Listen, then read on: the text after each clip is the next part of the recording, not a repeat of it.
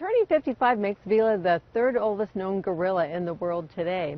And fortunately for her, she's in excellent health. As you can see, she has a great time here at the park, and she eats everything. She's missing a few teeth, as you know, some seniors are, but she loves corn on the cob and doesn't miss a kernel. Yes, Vila the corn-loving gorilla has celebrated her milestone birthday at San Diego Zoo.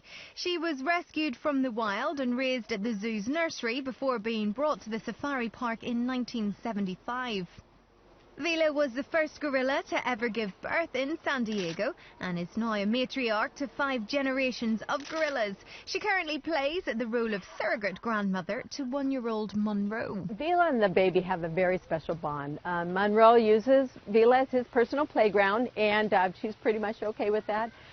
He's riding around on her back. He plays with her a lot. A lot of times he takes naps with her. They've got a very close bond.